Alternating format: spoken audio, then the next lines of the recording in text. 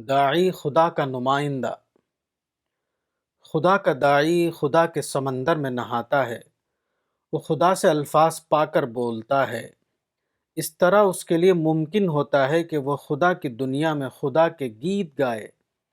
وہ فطرت کے ساز پر خدا کے ابدی نغمے چھیڑے، مگر انسان اتنا غافل ہے کہ پھر بھی وہ اس سے کوئی اثر نہیں لیتا، پھر بھی وہ اپنے بند سینے کو نہیں کھولتا۔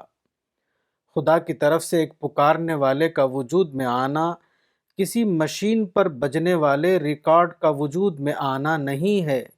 یہ روح انسانی میں ایک ایسے انقلاب کا برپا ہونا ہے جس کی شدت جوالا مکھی پہاڑوں سے بھی زیادہ سخت ہوتی ہے۔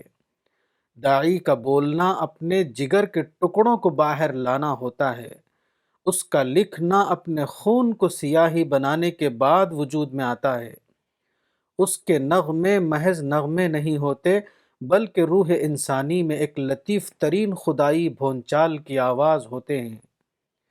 مگر اس دنیا کا یہ سب سے زیادہ عجیب واقعہ ہے کہ ایسے ربانی کلمات بھی انسان کو نہیں پگھلاتے۔ داعی اپنے پورے وجود کے ساتھ نذیر عریاں بن جاتا ہے، اس کے باوجود آدمی اندھا بہرا بنا رہتا ہے۔ انسان کے سامنے جنت کی کھڑکیاں کھولی جاتی ہیں، مگر وہ وجد میں نہیں آتا۔ اس کو بھڑکتے ہوئے جہنم کا نقشہ دکھایا جاتا ہے، پھر بھی اس پر گریہ تاری نہیں ہوتا۔ اس کے سامنے خدا خدا کر کھڑا ہو جاتا ہے، اس کے باوجود وہ سجدے میں نہیں گرتا۔ انسان سے زیادہ نازک مخلوق خدا نے کوئی نہیں بنائی، مگر انسان سے زیادہ بے حسی کا ثبوت بھی اس دنیا میں کوئی نہیں دیتا۔